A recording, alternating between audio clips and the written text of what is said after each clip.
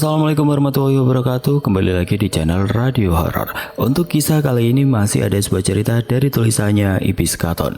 Dan untuk kisah yang akan saya bawakan kali ini, sebuah kisah yang berjudul Pelet Aksara Jawa.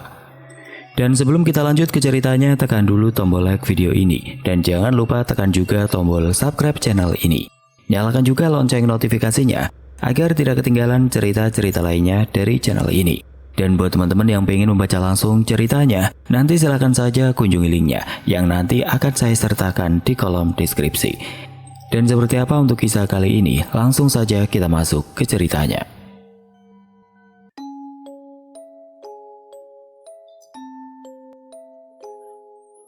Bukan sembarang pelet pengasihan, pelet yang bisa berubah menjadi santet apabila dikehendaki oleh penggunanya. Lolongan anjing liar terdengar menggema, menciutkan nyali siapapun yang mendengarnya. Makin lama semakin nampak mendekat seolah ada di sekitar Dirjo, tetapi tidak menyurutkan langkah kakinya menembus hutan Giriloka. Dendam, marah, sakit hati menjadi dasar tujuannya. Dengan linangan air mata, ia terus melangkah semakin memasuki area hutan. Lelah, lapar, bahkan kaki sudah mulai bergemetar, tidak diperdulikannya lagi. Ia terus melangkah menembus gelapnya hutan. Suara-suara binatang malam membuat suasana mencekam. Lagi-lagi mencengkram nyalinya. Kakinya tidak sanggup lagi untuk berjalan. Ia duduk di tepi sungai. Bunuh diri, mungkin lebih baik. Suara lirik keluar dari mulut Dirjo tidak bertenaga. Putus asa, ia duduk di batu besar sembari memandang air sungai yang mengalir. Bayangan kejadian tragis yang menimpanya mulai menggerogoti kewarasannya. Tanpa sadar tubuh Dirjo ambruk ke sungai lalu terbawa arus yang deras. Dirjo yang tidak bisa berenang gelagapan dan baru tersadar bahwa dirinya sudah mulai tenggelam. Ia megap-megap beberapa kali minum air. Sekuat tenaga berusaha naik ke permukaan karena arus yang sangat deras. Tubuh Dirjo terseret mengikuti arus sungai. Meski sekuat apapun dia berusaha naik ke permukaan air, usahanya sia-sia. Karena memang Dirjo tidak bisa berenang. Ia terus terbawa arus, entah berapa banyak air sungai yang sudah ia minum. Mulutnya terus megap-megap, hingga ia susah bernafas. Tanpa terasa ia merasakan bahwa tubuhnya seolah melayang ringan terus masuk ke dalam air. Setelahnya, Dirjo sudah tidak ingat apa-apa lagi. Tampak tubuh Dirjo yang mengambang ikut arus, hingga arus sungai sampai ke area yang sedikit dangkal. Tubuh Dirjo membentur batu beberapa kali, lalu hanyut lagi. Hingga akhirnya tubuhnya nyangkut di sebuah batu besar. Di situ, tubuhnya sudah tidak bergerak lagi. Jo, mendekat sini, aku punya tantangan buat kamu, ucap Parno sembari tersenyum. Tantangan apa sih Mas No? Jawab Dirjo sembari menggeser duduknya lebih mendekat kepada Parno. Ada cewek cantik, namanya Puji Lestari. Wis toh, kaya, baik, cantik, berpendidikan. Tapi Parno tidak melanjutkan perkataannya. Tapi apa Mas No? Tanya Dirjo penasaran. Tapi dia anaknya pemilik pondok pesantren tempatku mengajar. Parno tertawa ngakak, seolah puas mengerjai Dirjo. Cuma anak pemilik pondok. Lah, anak Jenderal Dekok, juragan sapi sak kecamatan. Aku juga nggak takut sama sekali Mas No, sahut Dirjo. Ya wes, besok kamu datang ke pondok. Kalau ditanya cari aku, ada hal penting, pasti dipersilakan menunggu. Lalu kamu pasti akan disuguhi minuman. Dan hanya hari Selasa Kliwon, Kiai pergi keluar kota, sowan ke gurunya. Biasanya yang membuatkan minuman itu Mbak Puji sendiri, karena Kiai menerapkan peraturan seperti itu. Kecuali orang tua atau saudara dari santri, nanti akan dibuatkan oleh anak atau saudara yang mondok di situ. Paham Jo? Pungkas Parno. Paham Mas No, Dirjo menjawab dengan anggukan kecil. Keesokan harinya Dirjo benar-benar datang seperti yang direncanakan. Sore itu Dirjo sudah sampai di depan gerbang pesantren. Singkat cerita, Dirjo diarahkan ke sebelah bangunan pondok pesantren, sebuah rumah minimalis memanjang dengan ruang tamu lumayan lebar. Ruang tersebut sering digunakan sebagai pertemuan antara kiai dan para pengasuh pondok pesantren. Terkadang juga digunakan sebagai penerima tamu dari luar, bukan yang menjenguk anak-anak atau saudaranya, Untuk yang menjenguk anak-anak atau saudara yang mondok di situ, ada tempat khusus, sebuah tempat terbuka berbentuk joglo atau pendopo di halaman paling depan. "Wah, brengsek we, Jok," sambut Parno sembari menjabat tangan Dirjo. "Lanang," sahut Dirjo. Sebentar kemudian keluar wanita berhijab dengan membawa nampan berisi gelas dan kue basah. "Monggo mas unjukanipun," ucapnya sambil menyuguhkan minuman dan makanan yang dibawanya. Dirjo hanya senyum sambil mengangguk. Matanya melongo takjub melihat wanita secantik di hadapannya. "Terima kasih," jawab Parno menambahkan. Perempuan cantik itu hanya tersenyum tipis lalu berjalan masuk kembali ke dalam, meninggalkan Dirjo dan Parno. "Bagaimana? Masuk nggak?" "Masuk," jawab Dirjo penuh semangat. Karena masih penasaran, Dirjo untuk kedua kalinya bertamu di hari yang sama, Selasa Kliwon, dan berlanjut sampai ke Selasa Kliwon ketiga kalinya. Dirjo mulai menaruh harapan. Sampai suatu hari Dirjo nekat menyatakan cintanya kepada Puji Lestari. Tidak disangka-sangka Dirjo diterima. Memang beruntung si Dirjo. Sampai suatu hari di mana mereka sedang bertemu di samping kuburan desa setempat, tidak disangka kalau ayah Puji Lestari sudah menunggu kesempatan mereka berdua ngobrol. "Jangan mimpi mendapatkan anakku. Jangan pula kau berani dekati, bahkan untuk menemuinya lagi. Ingat, jika kau sampai menemuinya lagi, hidupmu akan aku hancurkan." Kemarahan Pak Kiai masih ditahan. Mungkin karena di tempat umum, Pak Kiai masih menjaga sopan santun juga belas kasihan. "Pamit mau ke tempat saudara, malah kamu mengatur rencana bermesraan di sini. Apa yang kalian rencanakan? Aku sudah tahu semuanya," tegas Pak Kiai sembari melihat ke arah Parno yang tertunduk di samping Pak Kiai. Puji Lestari dibawa pulang dengan paksa. Beberapa santri dan petugas pondok pesantren menyaksikan itu semua. Muka masam tidak berdaya terpancar malu dari wajah Dirjo. Ia pun pulang dengan perasaan hancur, patah hati.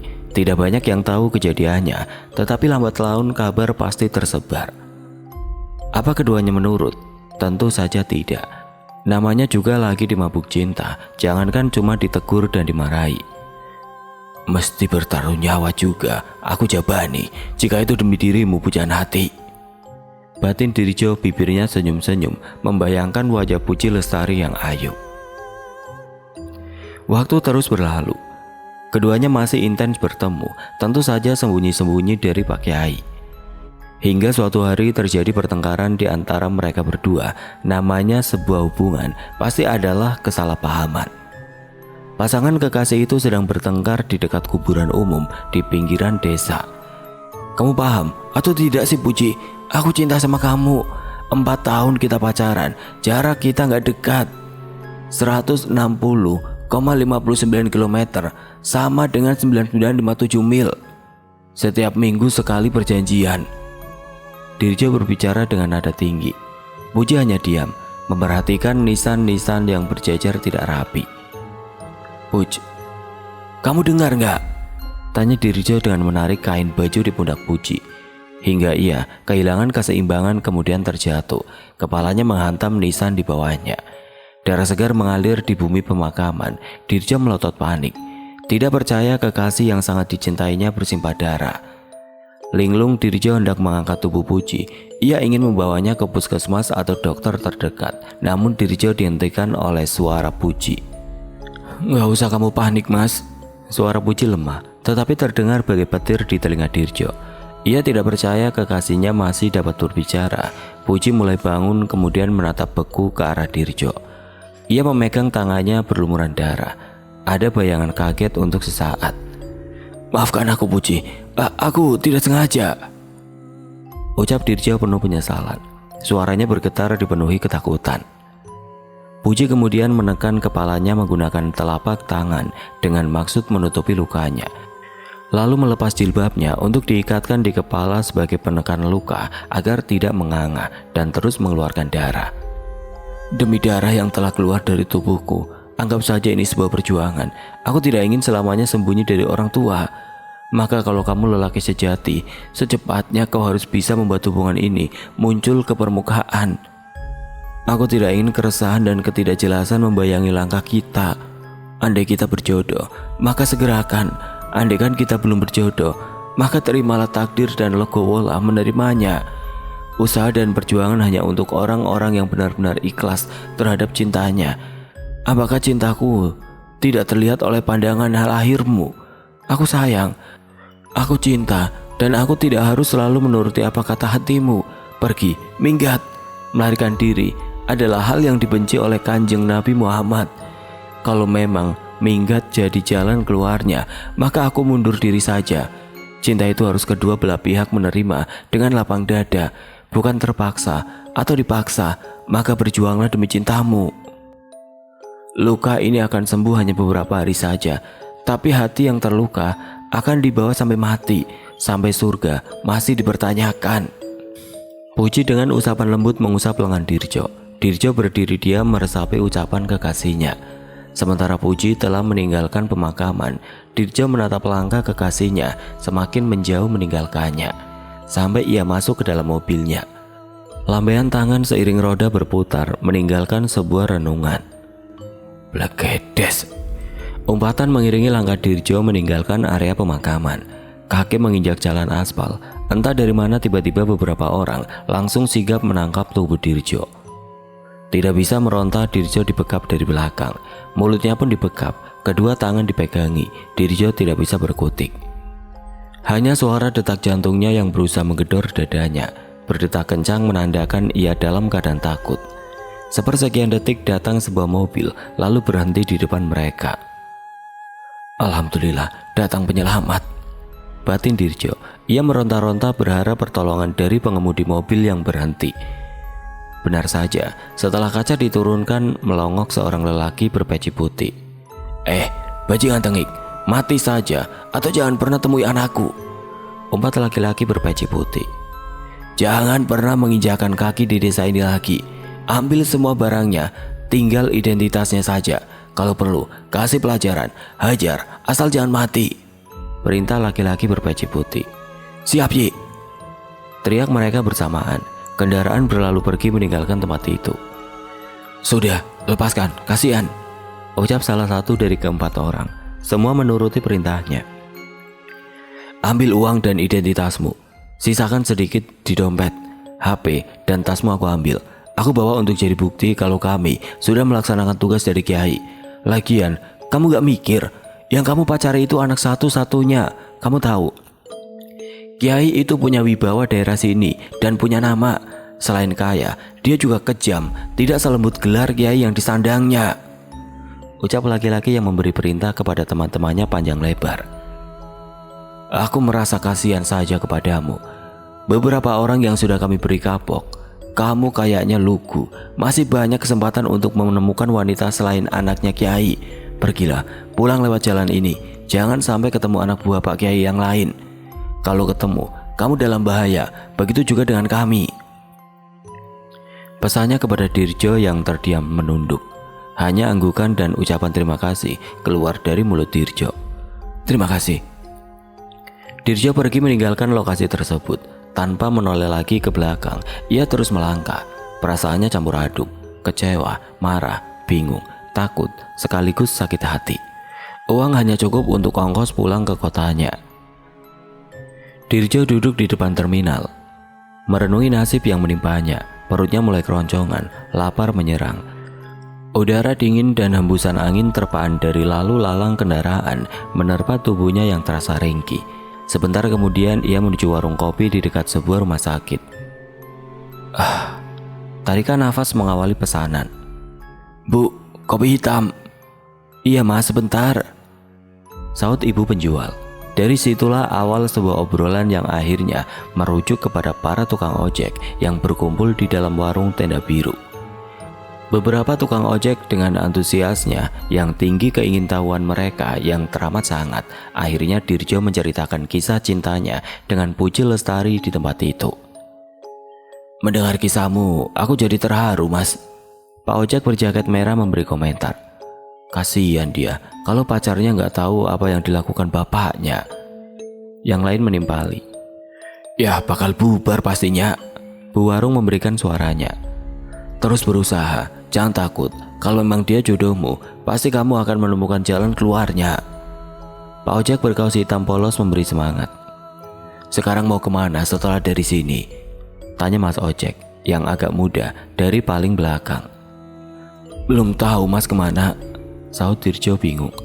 "Nanti pulang ke rumah saya Mas, besok saya antar kesini lagi. Malam ini bis ngetan sudah habis," sahut Mas ojek muda. "Apa tidak merepotkan Masnya nanti?" "Tidak Mas, saya tinggal di rumah sendiri." Sampai di rumah Mas ojek, keduanya bebersih badan. Baju pun diberikan untuk ganti si Dirjo. Mereka seumuran, masih muda. Ternyata tukang ojek tersebut tinggal sendiri. Tidak ada satu orang pun di rumah. Jam menunjukkan pukul 2 dini hari. Keesokan harinya, Dirjo baru kembali ke kampungnya dengan luka yang menganga. Apa Dirjo menyerah? Ternyata tidak. Cintanya terhadap Puji Lestari sudah terlanjur berdarah-darah. Suatu hari dengan segala cara, Dirjo menemui kekasihnya. Tapi apa daya, Dirjo hanya anak orang miskin. Usahanya pun gagal, sia-sia belaka. Ia justru diajar habis-habisan oleh para santri sang kiai hingga babak belur, lalu ditinggalkan di tempat sepi begitu saja. Di dalam keputusasaan, Dirjo mulai berbuat gila. Ia mencari cara agar bisa menaklukkan kemiskinannya. Dirjo mendengar bahwa di dalam hutan Giriloka ada seorang dukun sakti yang akan mengabulkan apapun permintaannya. Tapi hutan itu terkenal angker.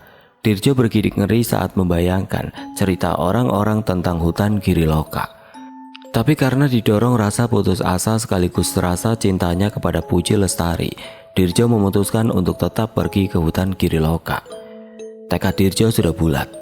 "Aku akan ke sana, apapun resikonya. Jika memang harus mati dimakan binatang buas atau jadi tumbal di demit penunggu hutan, aku sudah siap. Bukankah hidup juga tidak ada gunanya jika hanya untuk dihina dan diinjak-injak oleh kiai sinting macam Ayah Puji?" Singkat cerita, hari itu juga Dirjo berangkat ke hutan Giriloka. Saat Dirjo mulai masuk hutan, sudah lewat tengah malam. Ia sudah tidak ingin menunda lagi. Tanpa berpikir panjang, ia langsung memasuki hutan. Lolongan anjing liar terdengar menggema, menciutkan nyali siapapun yang mendengarnya. Makin lama semakin nampak mendekat seolah ada di sekitar Dirjo, tetapi tidak menyurutkan langkah kakinya menembus hutan Giriloka. Dendam, marah, sakit hati menjadi dasar tujuannya. Dengan linangan air mata ia terus melangkah semakin memasuki area hutan. Lelah, lapar, bahkan kaki sudah mulai gemetar, tidak diperdulikan lagi. Ia terus melangkah menembus gelapnya hutan. Suara-suara binatang malam membuat suasana mencekam, lagi-lagi mencengkram nyalinya. Kakinya tidak sanggup lagi untuk berjalan. Ia duduk di tepi sungai. "Bunuh diri, mungkin lebih baik." Suara lirih keluar dari mulut Dirjo, tidak bertenaga. Putus asa, ia duduk di batu besar sembari memandang air sungai yang mengalir. Bayangan kejadian tragis yang menimpanya mulai menggerogoti kewarasannya. Tanpa sadar tubuh Dirjo ambruk ke sungai, lalu terbawa arus yang deras.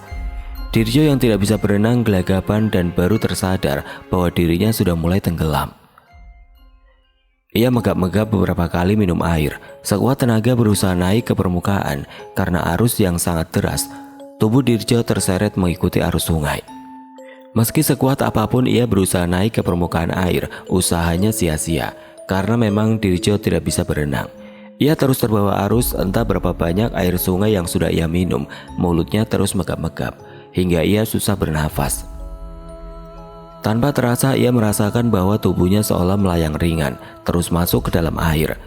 Setelahnya, Dirjo sudah tidak ingat apa-apa lagi. Tampak tubuh Dirjo yang mengambang ikut arus, hingga arus sungai sampai ke area yang sedikit dangkal. Tubuh Dirjo membentur batu beberapa kali, lalu hanyut lagi, hingga akhirnya tubuhnya nyangkut di sebuah batu besar. Di situ tubuhnya sudah tidak bergerak lagi. Seorang laki-laki tua yang hidup sebatang kara kebetulan tinggal di hutan tidak jauh dari sungai tempat Dirjo nyangkut. Ia menggantungkan segala kebutuhan air bersih pada sungai ini, termasuk untuk mandi, mencuci pakaian dan keperluan lainnya. Seperti biasa saat bangun pagi, laki-laki tua itu pasti ke sungai. Hari masih remang-remang, matahari belum lagi terbit.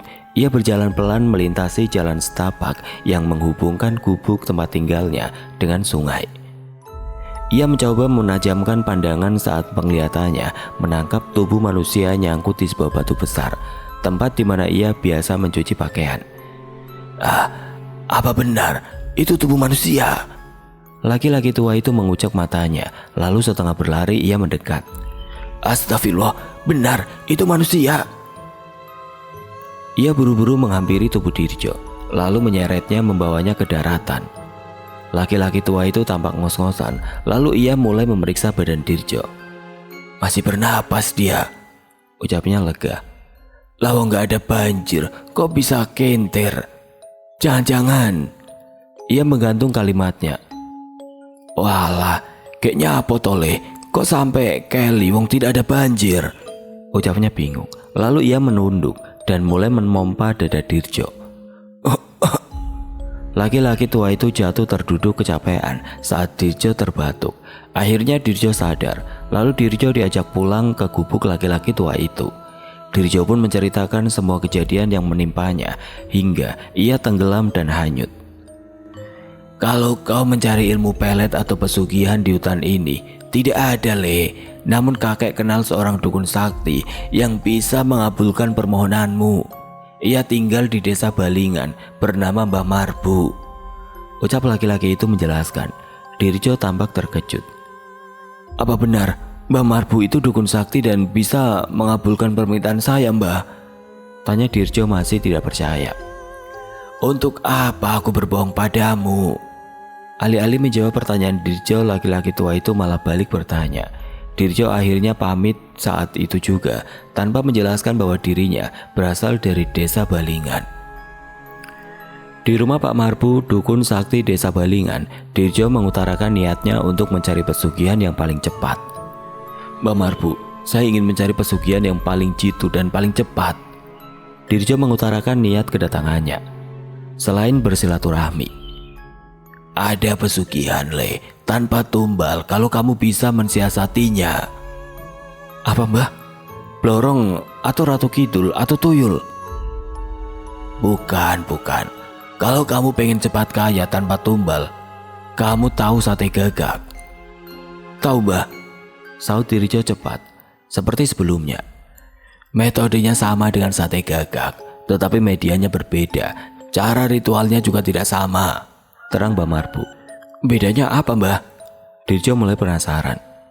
Tol Uya, jual garam, serius Mbah? Dirjo tidak percaya, dikiranya Mbah Marbu sedang bercanda.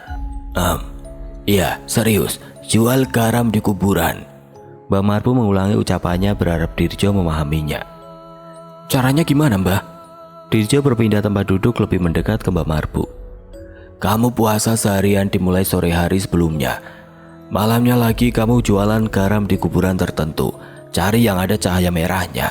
Kalau kamu beruntung, kamu akan pulang membawa uang seberat garam yang kamu bawa. Tentu saja Dirjo senang. Gambaran untuk bersama kekasihnya pun menjadi penyemangatnya. Aku dihina bapakmu.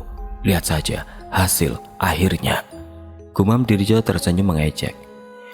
Ini tidak ada tumbal dan ini tergantung kamu sendiri. Ingat, apabila kamu sudah cukup dengan hasilnya, maka segeralah pulang. Jangan kau hiraukan apapun yang mengejarmu. Katakan saja besok kamu akan kembali lagi. Kalau sudah sampai rumah, segera kamu ambil garam sisa penjualanmu, lalu masukkan ke kantong dan ikat dengan benang merah, kemudian kubur dimanapun kamu suka. Ingat, jangan sampai kebagian kamu mengubur sisa garam penjualanmu itu. Pesan Mbah Marbu panjang lebar. Iya Mbah, akan aku laksanakan, ucap Dirjo dengan wajah berseri, terbayang uang, kekasih, dan keluarga bahagia. Terima kasih Mbah Marbu, saya izin pamit. Besok langsung saya puasa. Tolong doa dan pangestunya, ucap Dirjo kemudian bersalaman dan pergi. Sampai tiba waktunya, Dirjo menyiapkan sepeda ontel dan keranjang kanan kiri, masih dengan karung besar. Semuanya berisi garam kasar. Ia berjualan garam di sebuah pemakaman desa. Meski banyak rintangan yang dihadapi, akhirnya ia berhasil mendapatkan kekayaan dari hasil berjualan garam kepada dedemit. Dirjo sempat disidang oleh warga dan Pak Lurah karena apa yang dilakukannya telah menimbulkan kekacauan di desanya. Hampir semua demit di kuburan tempat ia berjualan meneror warga sampai berhari-hari. Setelah teror dapat dipatahkan oleh Dirjo, ia membagikan sebagian uang hasil berjualan garam kepada warga. Dirjo menjadi kaya mendadak. Selain itu, ia juga mendapat ilmu pelet dari Pak Lurah, pelet aksara Jawa.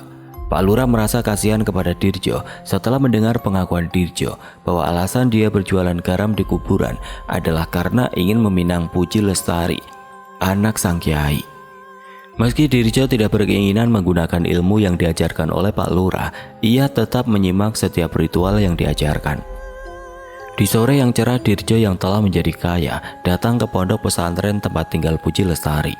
Ia menemui Pak Kiai untuk meminang Puji, tapi sayang, ia tetap ditolak mentah-mentah meski Dirjo telah kaya raya. Meski kali ini ia datang bersama Pak Lurah, Dirjo dimaki-maki dan dihina di depan Pak Lurah oleh sang kiai. Keduanya hanya diam 1000 bahasa mendengarkan semua penghinaan yang terlontar dari mulut sang kiai. Setelah puas mengoceh, akhirnya sang kiai meninggalkan tamunya begitu saja. Begitu meninggalkan rumah Pak Kiai, Dirjo sudah membulatkan tekadnya. Aku akan mempermalukannya dengan caraku. Sekarang aku sudah tidak menginginkan anakmu. Yang pertama akan kuambil adalah istrimu. Entah ide sinting dari mana itu muncul.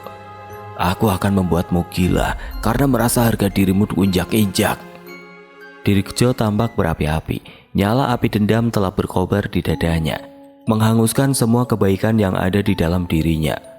Aku akan menjadi iblis yang akan menghancurkan semua yang kau miliki. Aura hitam mengoar. Suasana menjadi hening, seolah semesta ikut ngeri dengan ucapan Dirjo. Malam itu juga Dirjo mulai ritualnya. Ia menggunakan ilmu yang telah diajarkan oleh Pak Lurah. Apa yang dilakukan Dirjo berikut tidak untuk dipraktekkan. Mohon tidak meniru adegan apapun dalam cerita ini atau ikut merapalkan mantra. Malam gelap gulita lewat tengah malam, Dirjo mulai bersemedi di tepi kuburan. Modar opo ora kowe ya? Rasakan sakit hatiku, tapi bagaimanapun nanti akhirnya bisa atau tidak dia bersamaku. Yang penting orang tuamu merasakan sakit hatiku. Lirik suara pemuda tersebut. Dirjo melakukan semedinya sampai batas waktu yang ditentukan sesuai petunjuk Pak Lurah. Hingga suatu hari ia mulai mempraktekkan ilmunya. Pindah sekorogone Puji Lestari, aku pengendali sukma sejatine. Hawa kawangker, angker suker malih peletku aksara Jawa. Sing manggon ing sukma ketemokno, sing jabang bayine Puji Lestari marang jabang bayiku Dirjo Purwanto. Alon alus, temungkul, welas asih marang sukma sejati. Roh, buka lawang nasteti. Tak pendem sukmane si jabang bayine Puji Lestari, iber-iber urap-urip. Jangan wesi kang jebol marang ajiku aksara Jawa. 40 dina ora klesetan golek aku, ora ana dosa kang tak owahi. Ha sing mbebayani sing mati, iso bali, sing urip iso tekan pati. Dirjo membaca mantra di perbatasan sebuah desa. Aroma melati berembus seiring arah angin, seolah mereka merestui upakara mantra yang sedang diucapkan Dirjo. Sebuah perjalanan spiritual seorang Dirjo, pemuda sambar gelap, sang begal dedemit. Keluarkan aku dari jeruji besi ini, Bu. Anak ibu ini tidak gila. Puji ora edan, Bu. Puji ini lulusan pondok pesantren, hafiz Quran. Hafalan Quran ada di anak ibu ini. Kenapa aku ibu kurung di sini? Suara seorang wanita dari dalam kamar berlapis jeruji besi bersimpu sembari memegang jeruji. Rambutnya terurai panjang lurus. Kemudian terlantun bacaan ayat suci Al-Quran. Suaranya merdu, indah didengar. Seketika tangis sang ibu pecah. Hatinya hancur berkeping melihat anak semata wayangnya menjadi tahanan di rumahnya sendiri. Air matanya tidak berhenti tanpa mampu mengucapkan sepatah kata pun terpikir di benaknya untuk mengakhiri penderitaan putri semata wayangnya. Sang ibu tidak sanggup melihat anak semata wayangnya menderita. Sudah berbulan-bulan ini gadis cantik itu ditaruh di dalam jeruji besi oleh Pak Kiai. Ayah Puji memang seorang yang kejam. Saat menyadari bahwa putrinya telah terkena pelet, ia langsung memasukkannya ke ruangan khusus yang hanya dia, istri, dan orang-orang tertentu saja yang tahu.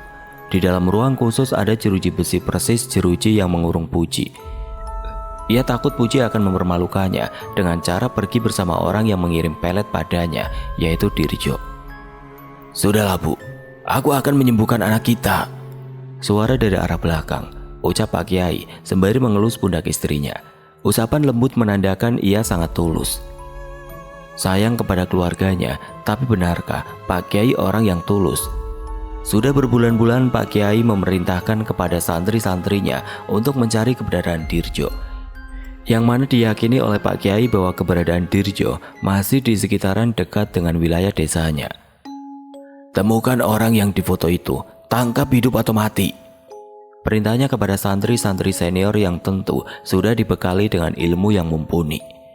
Berbekal foto yang dipegang masing-masing, kemudian berangkat ke wilayah yang telah ditentukan. Wilayah sudah ditulis di belakang foto masing-masing. Bocah kemarin sore saja mau main-main denganku, belum tahu kehebatanku. Aku adalah kiai sejuta ilmu, ucap Pak Kiai Jumawa setelah melepas kepergian santri-santrinya. Aku akan memanggil teman-temanku untuk membantuku menyembuhkan anakku, ucapnya. Kemudian Pak Kiai berpamitan kepada istrinya. Keadaan pondok pesantren diambil alih oleh Arifin, pengasuh senior, adik dari Pak Kiai. Abah hati-hati di jalan, nginap atau pulang, Bah? Tanya sang istri. Kalau memang memungkinkan untuk kembali secepatnya, aku akan segera pulang. Apabila aku belum pulang, kamu jangan khawatir, aku akan baik-baik saja.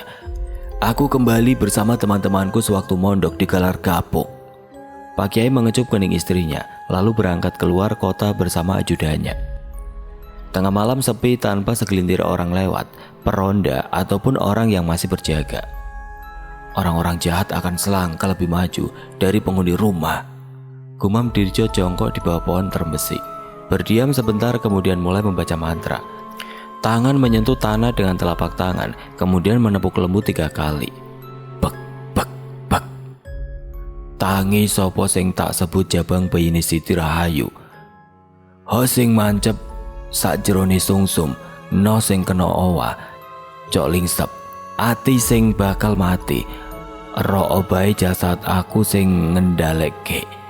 Tutuk, tumus, tutut, tembir, Siti sing aring Patri Rahayu, tumuju laku kang madhep mantep.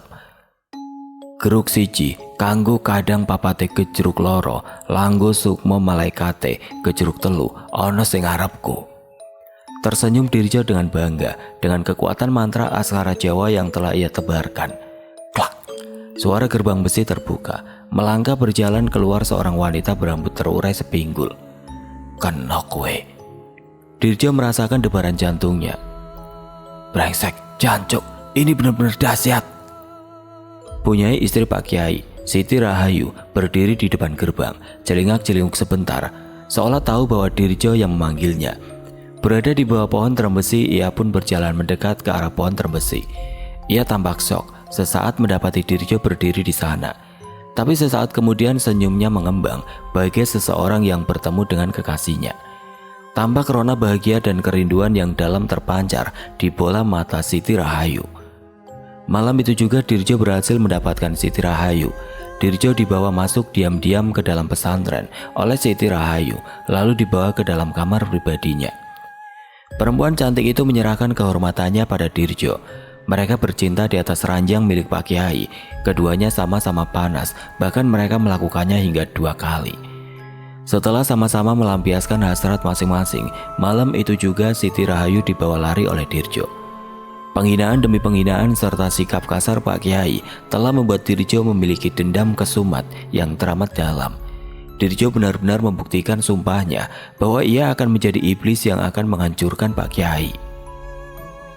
Keesokan harinya pagi-pagi sekali Pak Kiai datang bersama teman-temannya.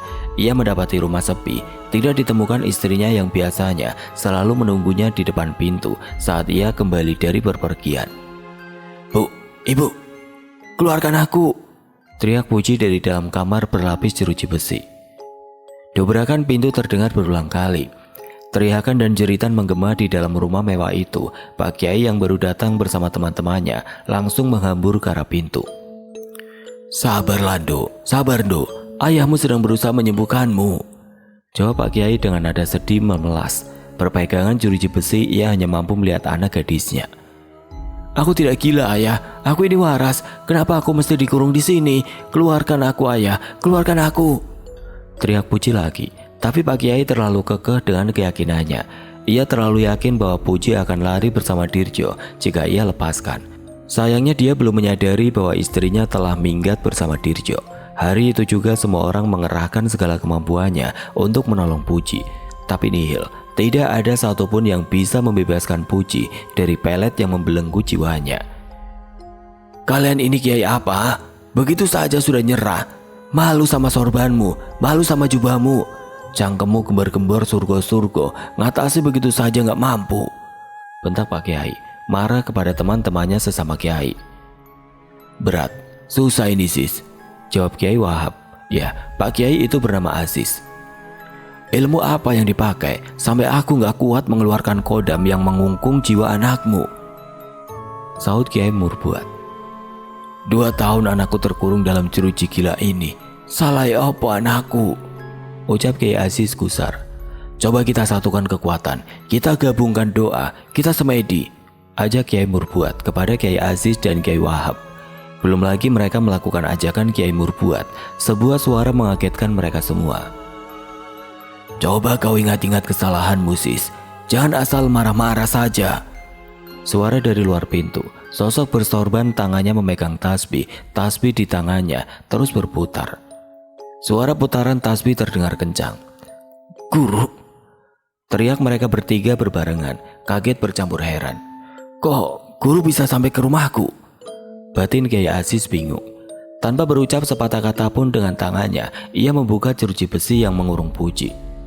Jeruji besi yang sedang tergembok itu ringan saja dibukanya. Gemboknya lepas dan perlahan pintunya ia dorong. Puji langsung menghambur memeluk Mbah Yai. Mbah Yai. Puji langsung menangis di pelukannya. Ia meraung-raung bagi anak kecil. Tidak ada satupun yang bersuara. Semua orang terpaku menyaksikan tangis Puji yang terdengar menyayat di telinga mereka. Setelah Puji puas menghabiskan tangisnya, Mbah Yai membawanya ke ruang tengah. Puji seolah takut kepada semua orang kecuali kepada Mbah Yai. Mana istrimu sis? Ucap Mbah Yai tiba-tiba. Kiai Aziz geragapan, seolah ia menyadari sesuatu yang lebih buruk telah terjadi di rumahnya. Ia tiba-tiba merasakan sesuatu yang hampa di dalam dadanya. Linglung bibirnya berucap, biar saya panggilkan Yai. Lalu Kiai Aziz mengeloyor pergi meninggalkan ruangan, tapi langkahnya dihentikan oleh Mbah Yai. Tidak usah, dia sudah minggat sejak semalam bersama Dirjo. Ucapan Mbah Yai yang datar terdengar bagai petir di telinga semua orang, terutama buat Kiai Aziz dan Puji. Kiai Aziz langsung membeku, tidak berani membalikan badan. Malu, marah, bingung, sedih, campur aduk jadi satu. Sementara Puji melongo menatap Mbah Yai tidak percaya. Ia juga membeku. Banyak pertanyaan yang berkecamuk di dalam dadanya, namun bibirnya keluh.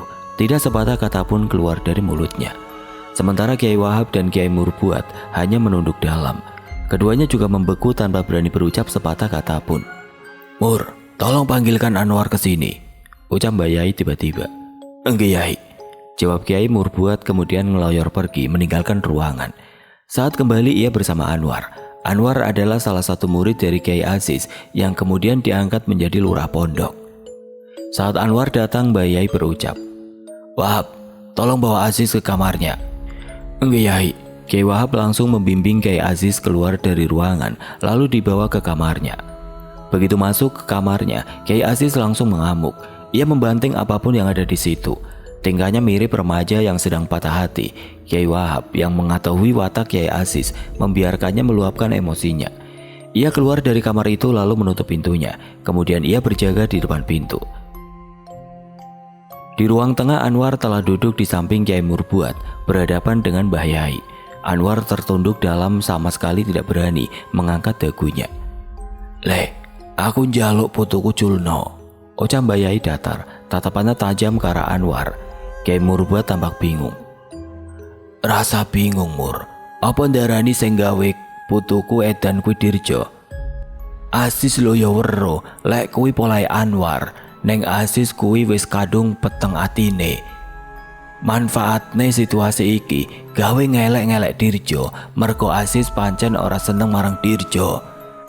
Aziz sengaja ngurung Puji. Pikirane Aziz Dirjo mesti bakal teko nyelamatke Puji. Neng Aziz lali yen tingkah polahe dekne dhewe sing nglorone Puji. Lagi-lagi suara Mbak Yai yang datar terdengar bagai petir di telinga Kiai Murbuat. Awakmu lah ya weruh to wateke Aziz. Neng kadang awake dhewe kuwi kudu sinau saka Dirjo. Baik Kiai Murbuat maupun Anwar hanya mampu tertunduk mendengar penuturan Mbak Yai. Saat itu juga Mbak Yai berdiri. Ayo nduk, derekno Mbak Yai. Awakmu manggon ning gubukku wae. Apikkan gubukku tinimbang kamar kuwi. Mata Mbak Yai sinis melirik ke kamar khusus di mana Puji dikurung selama 2 tahun ini. Puji langsung melonjak girang mengamit lengan Mbak Yai. Anwar, tante ini telung dino, ucap Mbak Yai beku. Anwar hanya mengangguk tanpa bisa berucap sepatah kata pun. Begitulah akhir kisah ini. Sejak saat itu Puji tinggal bersama Yai, sementara Dirjo dan Siti Rahayu raib melarikan diri dan susah ditemukan. Namun dasar Kiai Aziz orang yang sangat kejam, dia mengurung Parno lalu menginterogasinya. Tapi karena memang Parno tidak tahu apa-apa, jadi Kiai Aziz tidak menemukan jawaban. Akhirnya Parno dipulangkan ke rumahnya dalam kondisi babak belur. Sejak saat itu Kiai Aziz terus mengerahkan orang untuk mencari Dirjo dan Siti Rahayu, tapi tidak satupun orang yang berhasil membawanya kembali. Sementara Dirjo dan Siti Rahayu hidup bahagia hingga mereka memiliki anak. Meski mereka harus berpindah-pindah dan terus bersembunyi, tapi mereka hidup bahagia.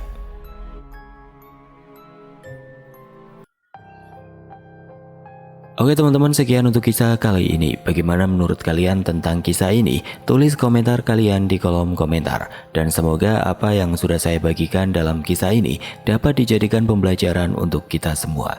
Dan buat teman-teman yang baru bergabung, jangan lupa untuk like, komen, share, serta subscribe channel ini. Dan nantikan kisah-kisah horor berikutnya tetap di channel Radio Horor. Wassalamualaikum warahmatullahi wabarakatuh.